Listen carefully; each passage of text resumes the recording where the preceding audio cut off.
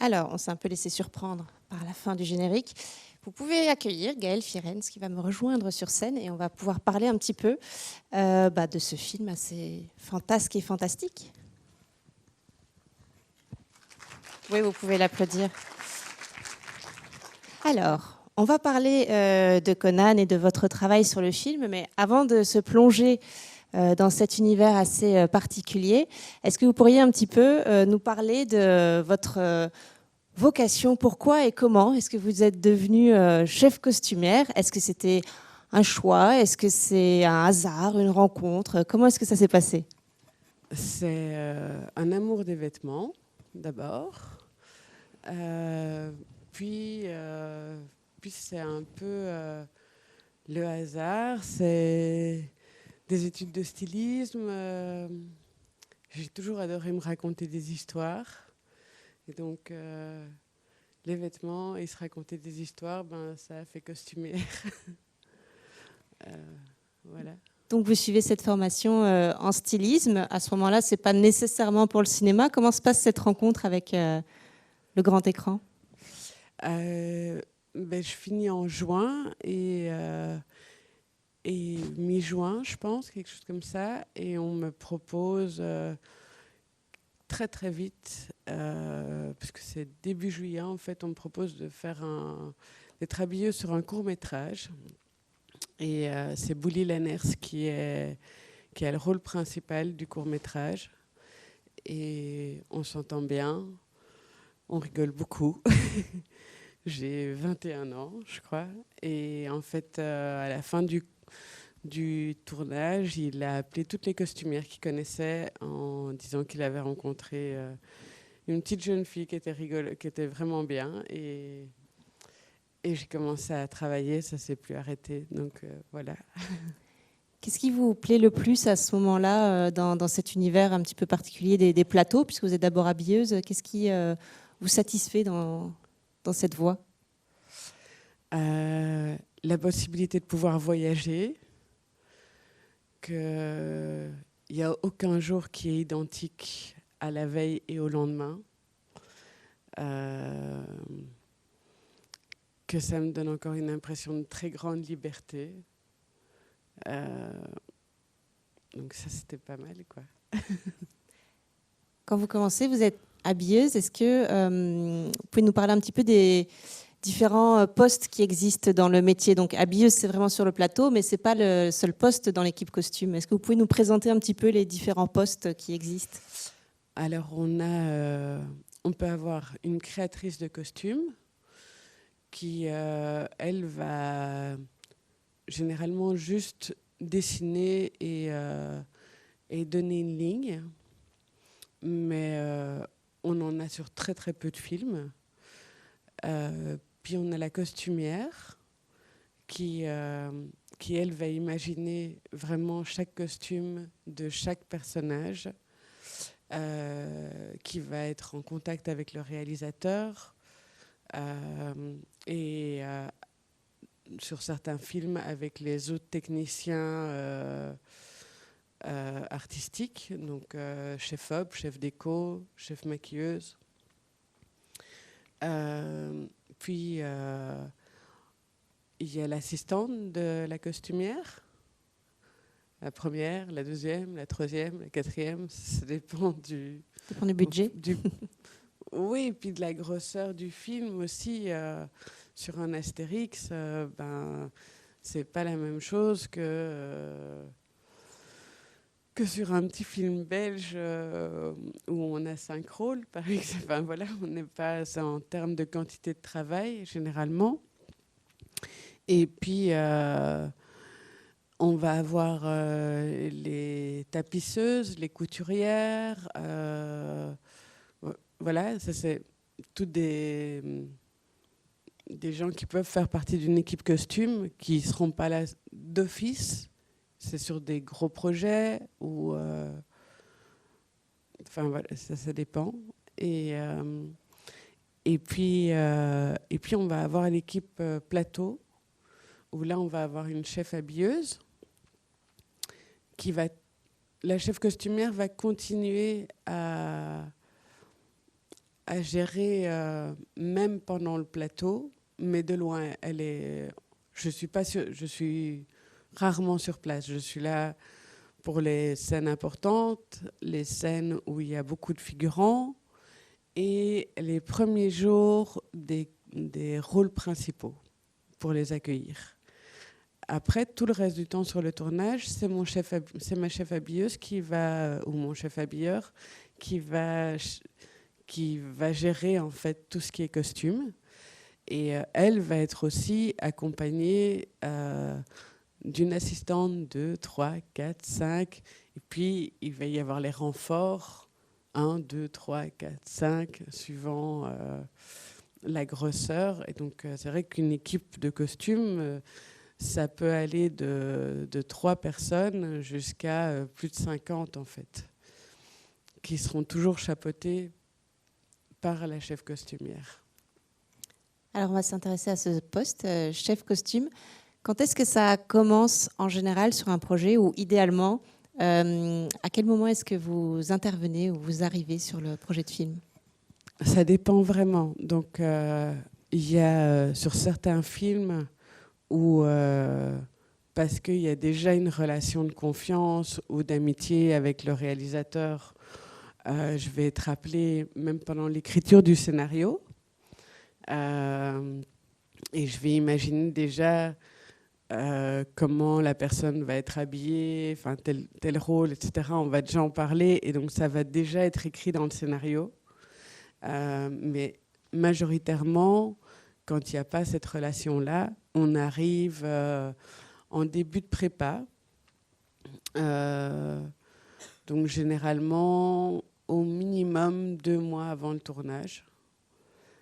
Et on commence d'abord par lire le scénario. Et puis, par moi en tout cas, je vais parler de moi parce que je ne sais pas comment travaillent les autres chefs costumières. En fait, on ne se connaît pas entre les assistantes et les habilleuses passent d'une chef costumière à une autre. Donc, elles nous connaissent toutes. Mais nous, on ne se croise pas, on ne travaille jamais ensemble. C'est contrairement aux maquilleuses, où elles deviennent renfort sur les films des autres, ça n'arrive pas au niveau du costume. Donc je vais parler juste de moi. Donc moi, je lis le scénario et j'imagine chaque personnage, je prends des notes. Et puis après, je rencontre le réalisateur. Et on va confronter nos 2 visions de ces personnages. Alors de temps en temps, elles vont se rencontrer. De temps en temps, on n'aura pas imaginé le personnage de la même manière, lui en l'écrivant et moi en le lisant. Et puis, ou bien je vais aller vers sa vision, ou bien de temps en temps, le fait d'entendre que ma vision est différente, a été différente à la lecture, ça va lui faire bouger ses lignes aussi et on va se rencontrer quelque part. Donc ça dépend vraiment d'un réel à l'autre. Et quels sont vos outils à ce moment-là pour cette rencontre ? Est-ce que vous travaillez avec des dessins, des tissus, des mood boards ou des références ? Qu'est-ce que vous utilisez pour parler ? Quel est votre langage ? À la première rencontre, pas du tout. Je l'écoute juste. J'ai besoin souvent qu'il me raconte l'histoire du personnage avant le scénario, parce que ça va me donner plein d'indices en fait que je trouve importants. En fait, dans un costume, on va pouvoir y mettre plein de petites choses qui vont donner dans l'inconscient du spectateur des indices pour comprendre mieux le personnage. Donc, par exemple, imaginons que je lui mette un petit piercing, je sais pas, un petit brillant, même si on est face à une femme très chic, mais qu'on lui met ce petit brillant un peu plus haut, on va pouvoir, dans notre inconscient va se dire « Ah tiens, cette personne, quand elle avait 15 ans, ou voilà, ado, elle a dû avoir un petit moment rebelle. » Voilà ce genre de petits détails, en fait, qui, quand le réalisateur m'explique la genèse de ces personnages avant même le début de l'histoire qu'on va raconter, eh bien, je vais pouvoir mettre plein de petits indices que vous n'allez pas conscientiser, mais que votre inconscient va prendre et va transformer en informations qui vont vous aider à comprendre et à apprécier la psychologie du personnage, la manière dont je vais le contraindre aussi dans des vêtements par rapport à la manière dont il va pouvoir bouger. Si je mets des chaussures lourdes, la personne va marcher d'une certaine manière. Si je lui mets des talons, elle va marcher d'une certaine manière. Si je lui mets une veste un peu trop petite, il va être compressé dans ses... Enfin, voilà, tout ça, en fait, va nourrir le personnage qu'on a envie de vous montrer, qu'on a envie de vous faire découvrir. Donc le costume, c'est vraiment une façon d'écrire le personnage aussi, à la fois sa backstory et puis aussi peut-être sa trajectoire dans le film lui-même. Ouais, c'est ça qui est magnifique. C'est dans chaque film que vous pouvez voir, vous allez...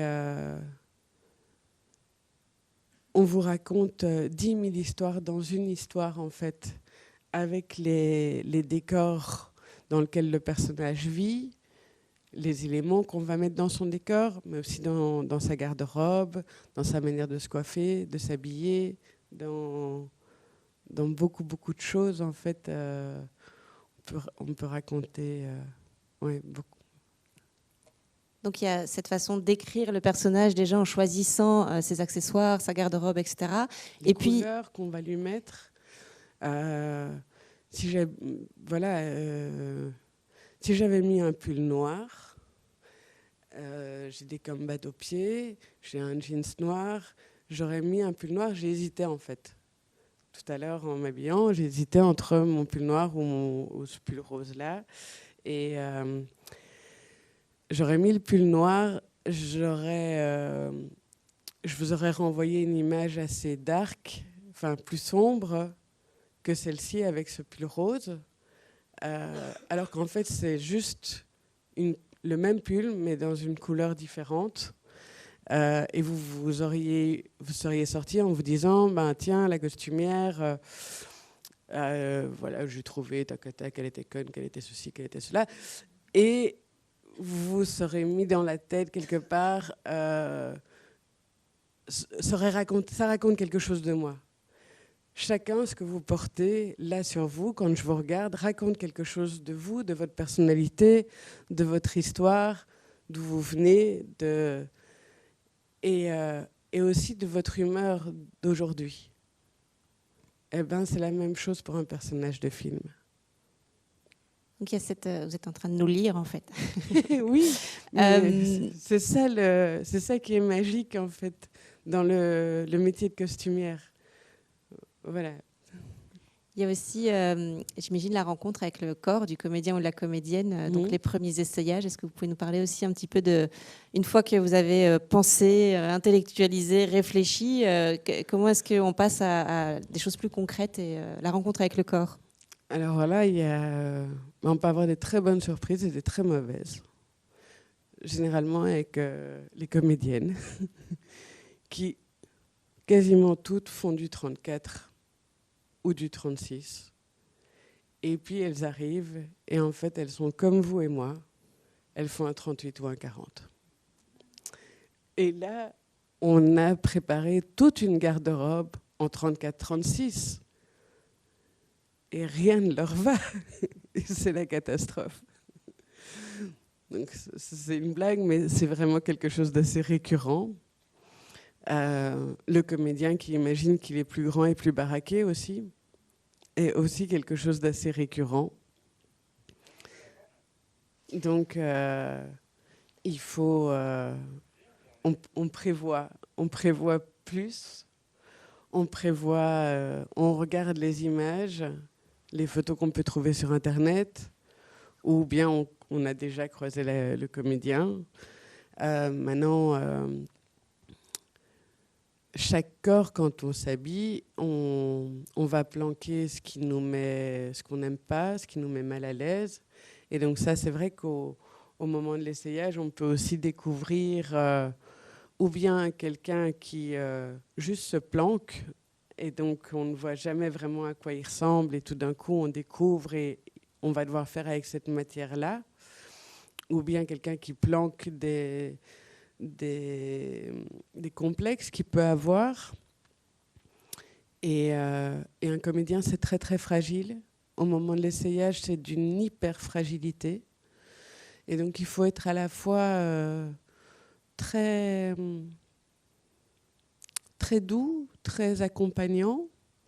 En même temps, il faut faire son boulot. Il faut qu'à la fin, faut qu'au moment où le comédien ou la comédienne parte, on ait tous les costumes, on ait trouvé son personnage, qui est un travail qu'on va faire pendant l'essayage.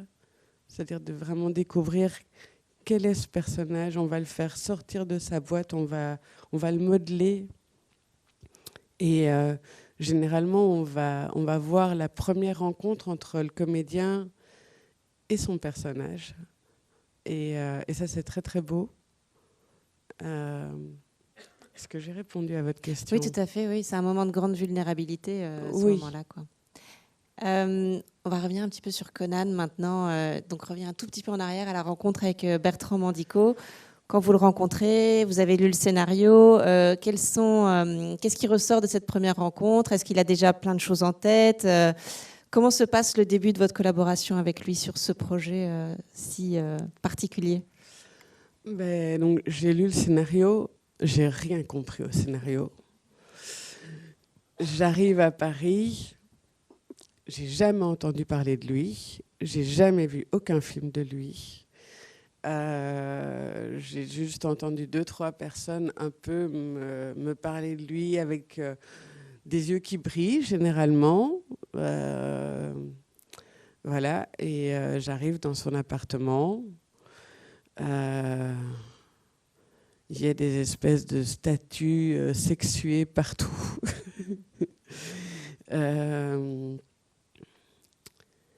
Et il parle pendant 2 heures. Je l'écoute, je comprends rien. Et je ressors et je rentre sur Bruxelles. Ça, c'est ma première rencontre. Et sur Conan, tout au long de la préparation, je n'ai rien compris. Mais il y a des choses qui sédimentent, j'imagine. Cela dit, il y a quand même des choses qui sont à l'arrière, peut-être ici. Voilà, donc ça travaille. Il y a des choses, effectivement, comme tous les films, celui-là particulièrement, mais voilà, ça travaille en arrière-plan dans le cerveau. Et on se rencontre, je dirais, presque 2 mois avant que je commence ma prépa pour le film. Donc, si mes souvenirs sont bons, on se rencontre début juillet ou fin juin. Et j'ai commencé ma prépa début septembre. Donc voilà, il y a du temps où je relis le scénario, je le relis, je le relis. Maureen qui m'assistait un peu à ce moment-là, et Axel qui rentre dans la préparation aussi, qui sont les 2 de mon équipe. Voilà, on essaye de comprendre. Et puis, il y a Élise qui est... on est 2 chefs costumières sur ce film, une Française et moi. Et donc, Élise, elle commence sa prépa plus tôt. Et donc, on a beaucoup d'appels où on essaye de comprendre. Et ce que je racontais à Aurore tout à l'heure, c'est que pendant ces 2 mois, je pars en voyage et à Athènes, je tombe dans la rue sur un homme qui fait des bijoux artisanaux. Et on savait qu'il nous fallait beaucoup de bijoux. Ça, on avait compris. Donc, je regardais beaucoup les bijoux. Et là, je m'arrête. Et je pense que c'est le début où je tiens enfin un bout du fil de vers où on va pouvoir aller. en découvrant cet artisan bijoutier. Et donc, je fais plein de photos, je les envoie à Élise et à Bertrand. Bertrand dit que c'est super, j'en achète plein. Et je rentre à Bruxelles et c'est... Voilà. Et là, c'est le début. Et alors, on commence à tirer le fil et petit à petit, on se dit, OK, ce personnage-là, on va le faire comme ça, on va le faire comme ça. Et puis on a nos essayages début octobre. Élise fait d'abord ses 2 premiers jours d'essayage. Et c'était très dur. Axel l'accompagnait et c'était très, très dur. Et puis moi, j'arrive le 3e jour pour faire mes essayages parce on s'est partagé en fait les séquences et les personnages. Et donc moi je suis arrivée le 3e jour et le 4e jour pour faire mes 2 jours d'essayage avec ce que moi j'avais préparé. Et ça s'est bien passé, heureusement pour moi. Voilà, j'ai eu plus, je sais pas, il était de meilleure humeur ou j'en sais rien. En tout cas, ça s'est bien passé. Et puis après, on a commencé le tournage. Vos imaginaires se sont mieux rencontrés à ce moment-là, ou bien rencontrés? Ouais, enfin... Un essayage... moi, je commence chaque essayage en me disant ça va pas du tout aller. Et je finis chaque essayage en me disant heureusement, ils n'ont pas vu à quel point j'étais mauvaise. Voilà. Et donc, 25 ans plus tard, je suis toujours dans cette impression que je suis une imposteur, mais que personne ne l'a encore remarqué et que pourvu que ça dure. Merci. Bonsoir. Bonsoir. Merci beaucoup déjà pour votre présence et pour le film que j'ai vraiment beaucoup apprécié. Je trouvais ça super cool. Chouette. Et, je me demandais pourquoi vous étiez 2 chefs déco. Peut-être parce qu'il y avait beaucoup de travail. J'ai dit chef déco, chef costume, pardon. Et, chef costume. Comment ça s'est passé du coup la collab? Parce que ça doit pas être facile de se partager.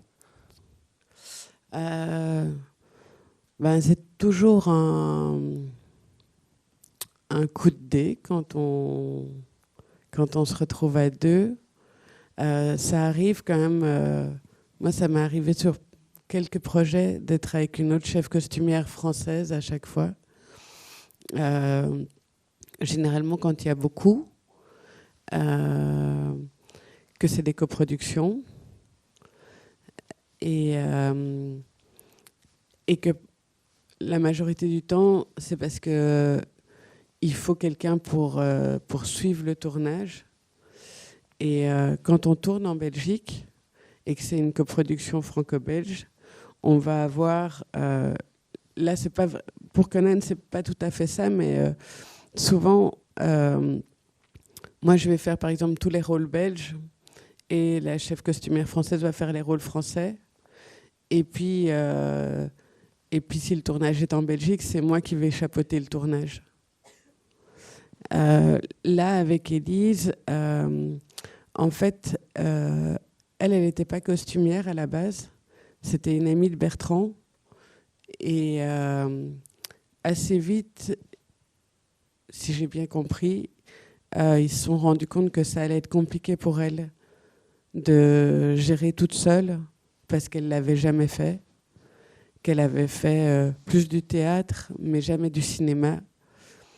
Et donc, il y a eu une décision prise, je pense, par la prod, de mettre une chef costumière belge en plus, qui allait chapeauter le tournage et qui allait pouvoir...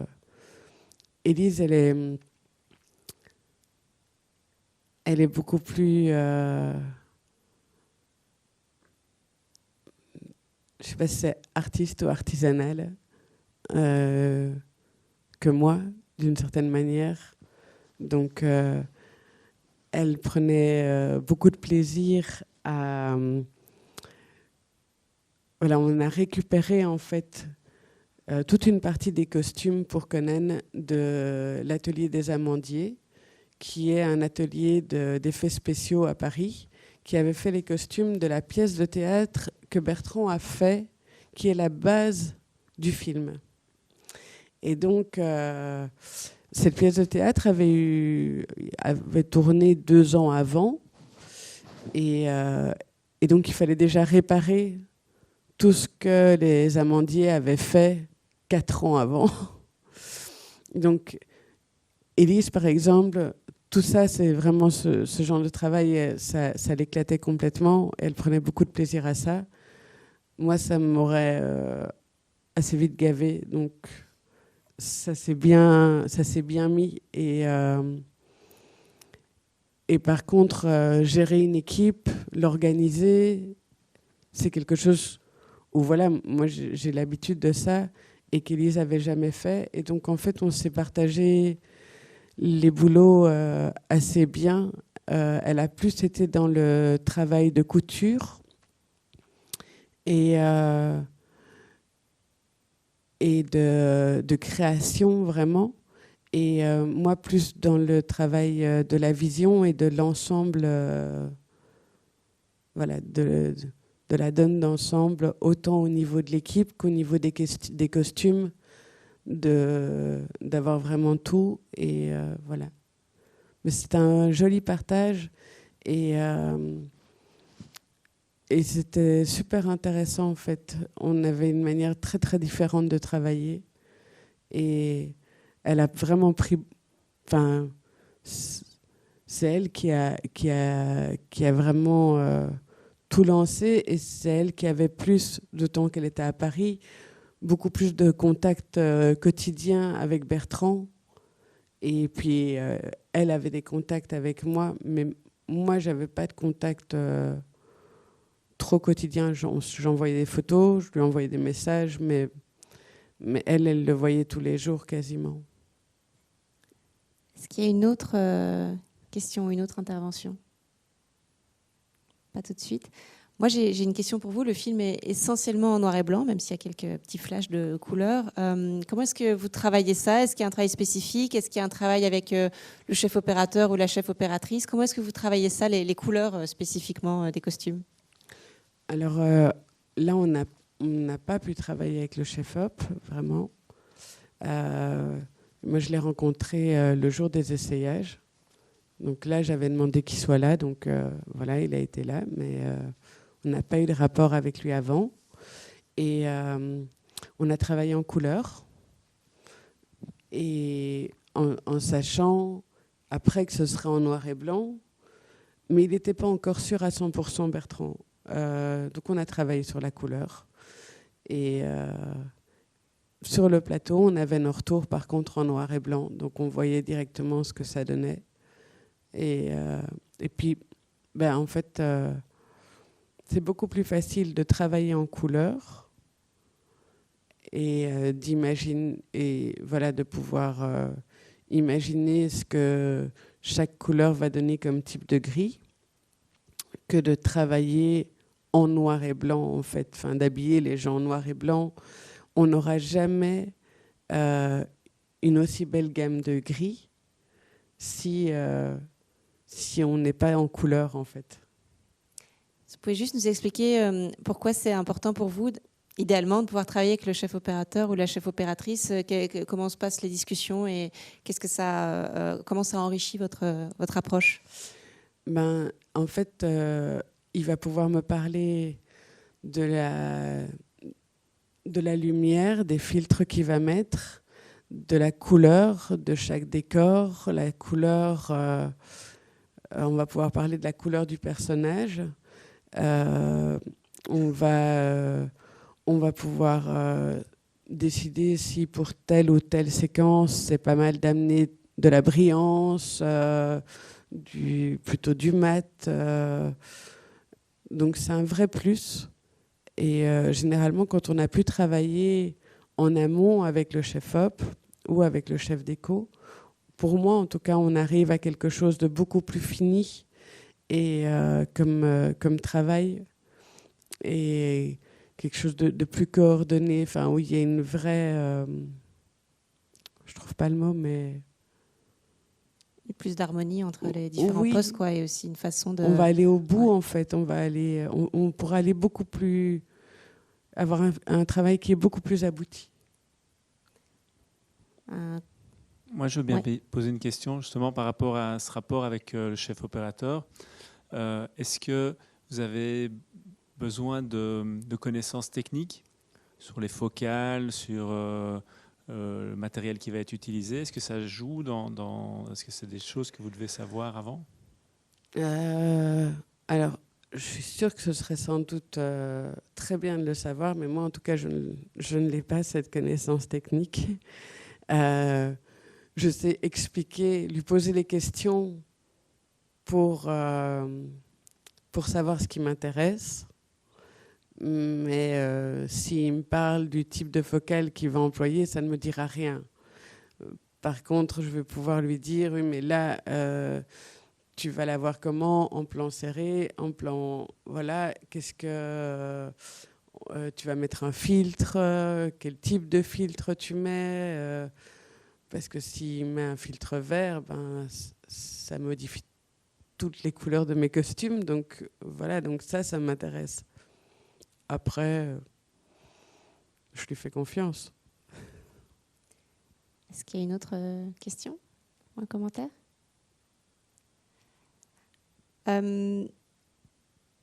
Par rapport à la façon dont vous travaillez avec les comédiens, comédiennes, comment est-ce que ça se passe après une fois sur le plateau? Donc il y a eu les essayages où là on se rend compte que c'est vraiment un moment de vulnérabilité, mais est-ce qu'après vous continuez à être en contact avec eux de façon particulière sur le plateau? Enfin, une fois que vous êtes sur le plateau, que vous avez créé tous les costumes, quelle est votre tâche principale? Une fois que le tournage a commencé, ma tâche principale, ça va être de gérer mon équipe et de faire en sorte qu'ils aient tout ce qu'il leur faut pour bien travailler. Maintenant, si lors de l'essayage, il y a eu quelque chose de fort qui s'est passé et qu'il y a par exemple une scène de sexe ou de violence ou émotionnellement dur à jouer, je vais m'arranger pour être là ces jours-là pour le comédien, pour que s'il a besoin, je suis dans un coin. Mais ça dépendra vraiment de ce qui s'est passé à l'essayage. Parce que comme c'est un moment très fragile et qu'on est à deux, après, je peux être un endroit refuge pour le comédien. Et donc, s'il a des moments durs, ben oui, je serai là. Est-ce qu'on peut parler maintenant des costumes très concrètement? Comment est-ce que vous les procurez? Est-ce que vous les achetez? Est-ce que vous les fabriquez? Est-ce que vous avez un stock? Comment ça se passe avec la production, j'imagine? Parce que parfois, peut-être qu'il faut avoir plusieurs exemplaires des costumes, mais c'est pas possible. Enfin voilà, comment ça se passe très concrètement avec la matière? Alors, donc une fois que j'ai eu ma première grande discussion avec le réal, je vais relire tout le scénario et je vais en faire un devis. Imaginez combien ça coûterait, a priori. Et je vais voir si ça rentre dans l'enveloppe que la production a, elle, imaginée. Puis je vais essayer de... si ça rentre pas, je vais appeler la production. Et si ça rentre, après, je vais essayer de baisser le coût que j'ai imaginé au début. Donc, par exemple, je vais faire un dossier pour chaque personnage, pour chaque marque auquel j'aimerais m'adresser pour leur demander une collaboration. Et je vais envoyer des demandes de collaboration à toutes les marques avec lesquelles j'ai envie de travailler, en leur proposant un partenariat ou bien ils me font des prix, ou bien est-ce qu'ils peuvent me donner ou me prêter le temps du tournage Et on va rentrer dans une espèce de 3 semaines de discussion, plus ou moins. Et puis, de temps en temps, ça marche, de temps en temps, ça marche pas. Alors, quand ça marche, on est très content. Et parallèlement, je vais faire des moodboards que je vais envoyer au réalisateur avec des dessins et des photos que j'ai trouvées sur Internet ou que j'ai prises dans les magasins, de choses que je sais existantes. Parce que lui m'a parlé, voilà, j'aimerais ça, mais c'est peut-être quelque chose qu'on ne trouve plus du tout, ou qu'on ne trouve pas, ou qui va être très compliqué, ou qui est trop cher. Donc je vais lui proposer, je vais lui faire des moodboards avec des propositions qui sont possibles, qui rentrent dans le budget, qui rentrent dans ce qu'il veut pour le film, enfin que ça rentre dans son univers, et qui sont possibles, qui existent. Donc je vais passer beaucoup de temps à me balader dans les magasins et à rêver à des terrasses de café pour regarder les gens qui passent devant moi et du coup imaginer un peu plus chaque personnage, aller un peu plus loin dans mes rêveries. Et puis après, on va commencer à acheter. En gros, c'est comme c'est le rêve de beaucoup de femmes, quoi. On a une grosse carte de banque et on fait les magasins. J'imagine que pour Conan, par contre, on fait pas forcément les magasins. C'est pas tellement dans la rue qu'on fait les magasins. On fait pas la rue Neuve, mais on fait les magasins. On va faire les friperies, on va faire tous les trucs vintage, les vêtements au kilo. Voilà. Mais on achète. Il y a aussi plein de neufs. Il y a. Oui, enfin. On a l'impression, c'est la magie aussi du cinéma, c'est qu'on a l'impression que tout a été créé pour les personnages. Oui, mais par exemple, on avait acheté toute une tenue qu'on avait achetée sur Internet qui devait venir d'Angleterre. Et normalement, le rôle arrivait sur un grand cheval blanc, etc. Je pense, si mes souvenirs sont bons, enfin, il n'y a pas de cheval blanc. Et cette tenue est arrivée 2 jours après le jour où on tournait cette séquence. Et donc, voilà, parce qu'il y a eu du retard et qu'elle a mis 2 mois à arriver, cette tenue qu'on avait commandée sur Internet. Ben voilà, ça c'est des mauvais aléas et où il faut... Où je me retrouve, voilà, dans les choses que je fais pendant le tournage, c'est par exemple ça, 2 jours avant, où on m'appelle en disant « elle est toujours pas là, qu'est-ce qu'on fait ?» Et donc, c'est de trouver d'autres possibilités, de débarquer au Luxembourg le matin du tournage et en disant à Bertrand « voilà, en fait, la tenue qu'on t'avait dit qu'on aurait, ben, on l'a pas, et voilà ce qu'on te propose, on a ça, ça, ça comme choix. On tourne dans une demi-heure, qu'est-ce qu'on fait ? Voilà, on tourne avec quoi ? Choisis. » Est-ce qu'il y a peut-être encore ici devant ? Le micro arrive. J'aimerais poser 2 questions. Il y a beaucoup de films donc, qui sont réalisés en permanence dans le monde. Donc, il doit y avoir beaucoup de chefs costumes dans le monde aussi.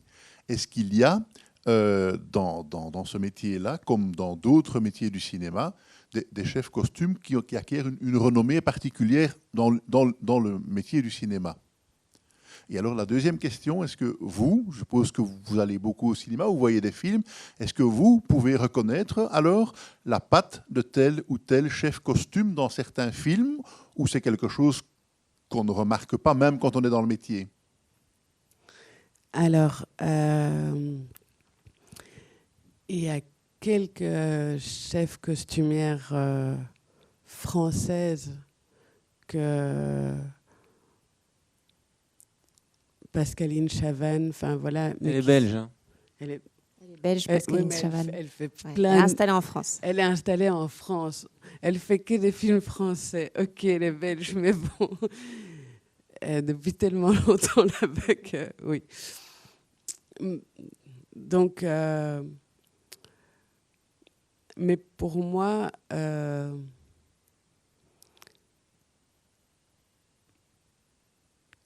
suis pas sûre que je reconnais la patte, très honnêtement, sauf d'un.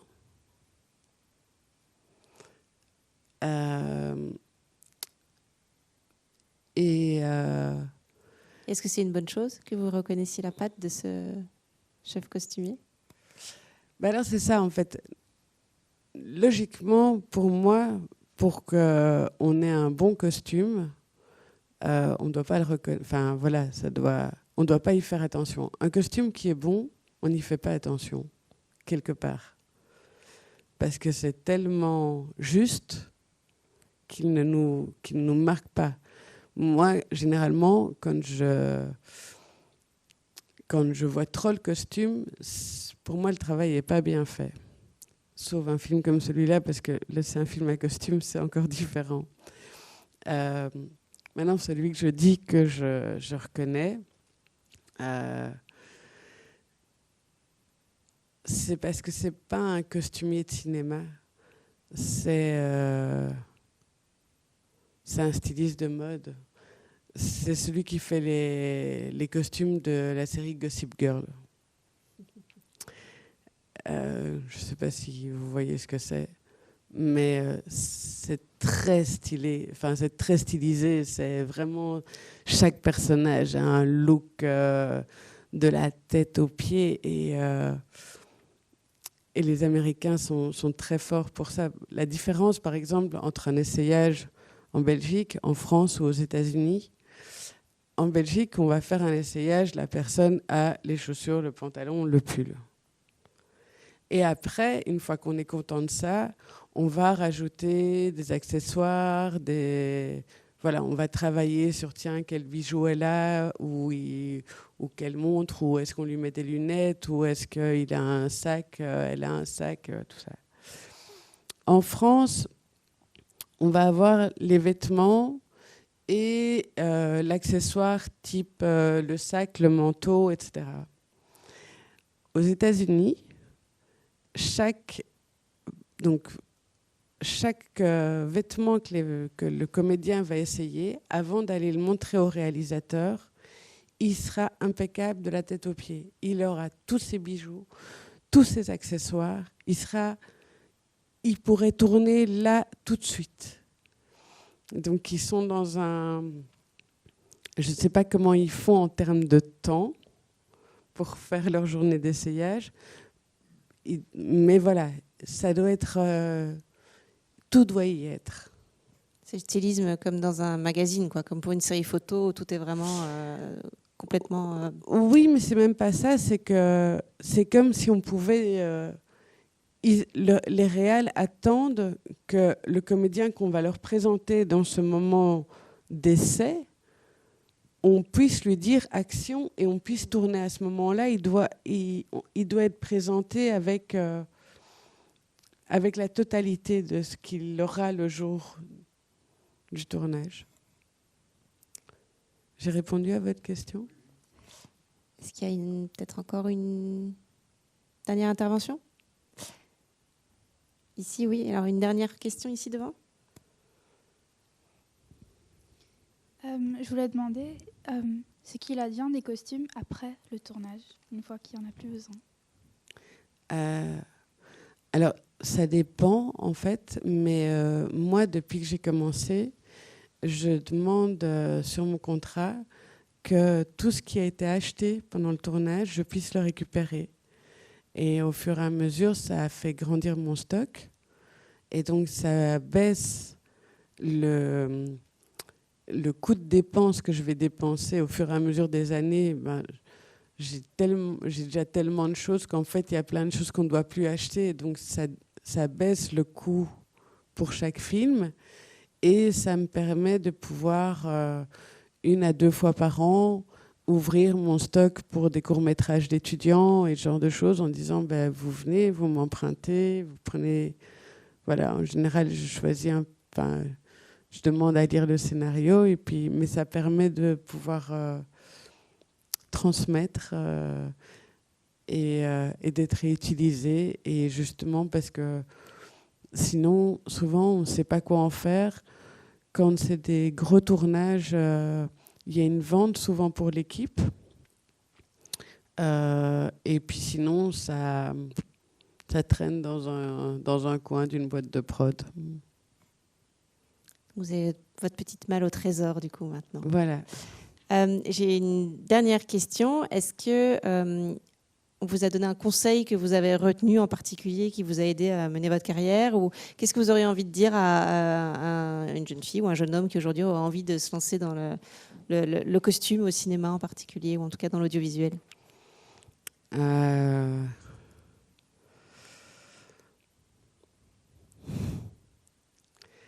J'aurais envie de vous dire, parce que je vois effectivement beaucoup de jeunes, que c'est super de travailler dans le cinéma, que c'est quelque chose de magique, que c'est un vrai cadeau à chaque fois qu'on est sur un plateau et sur un projet, que par contre on ne sait jamais si le projet qu'on doit faire va vraiment se faire jusqu'au premier jour de travail réel, qu'on ne sait jamais combien de projets on aura dans l'année, qu'on ne sait jamais qu'est-ce qu'on aura dans notre portefeuille à la fin du mois, et que du coup il faut aimer vraiment, parce que sinon c'est trop dur.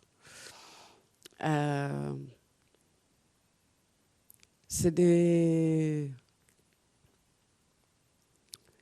y a des moments de magie, autant quand on regarde un film que quand on est en train de le faire. Et il y a des moments très très durs, sans doute beaucoup plus en le faisant qu'en le regardant. C'est des journées très longues, très fatigantes, mais c'est des rencontres humaines magnifiques. Il faut avoir envie de raconter des belles histoires et de participer à ces belles histoires. Et souvent, ces dernières années, les courts-métrages sur lesquels j'ai travaillé avec des étudiants ou des gens qui sortaient juste de l'école, j'espère que vous le prendrez pas mal, ce que je vais vous dire. Mais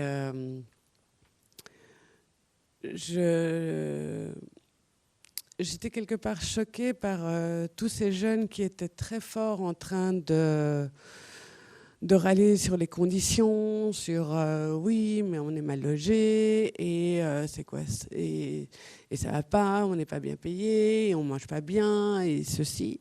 Et que je pense que si j'ai tenu, si ça fait 25 ans que je tiens, c'est parce qu'encore maintenant, que je sois mal payée, que je sois qu'on me mette sur un lit dégueulasse, etc., j'ai un vrai plaisir à faire mon job. J'ai un vrai plaisir à participer à la construction d'une histoire. Et ça passe avant toute chose, en fait. À 20 ans, je bossais gratos sur les tournages parce que c'était tellement gai d'être sur un plateau. C'était tellement gai de participer à cette aventure-là. J'ai encore envie de participer à ces aventures-là. J'ai encore envie de voir des films, d'être sur des plateaux, de lire des scénarios. Et en fait,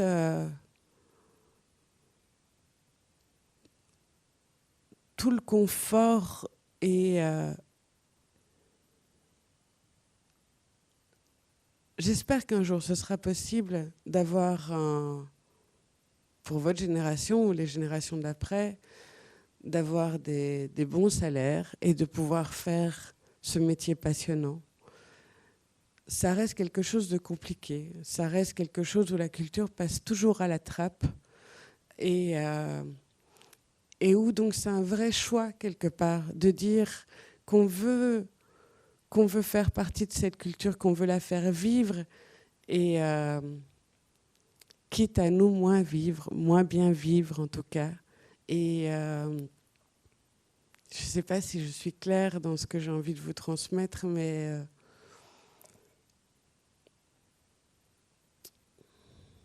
Il faut de la passion. Pour pouvoir faire vivre des films comme Conan, il faut de la passion. Oui, il faut se dire que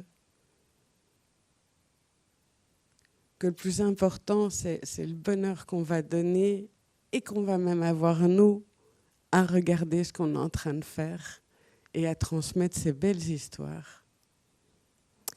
Et à transmettre aussi des films comme Conan, qu'on a vu ce soir, qui est à l'affiche au Vendôme. Il est sorti la semaine dernière, au Vendôme. Je ne sais pas du tout s'il est au Vendôme, il est au Palace. Il n'est pas au Vendôme.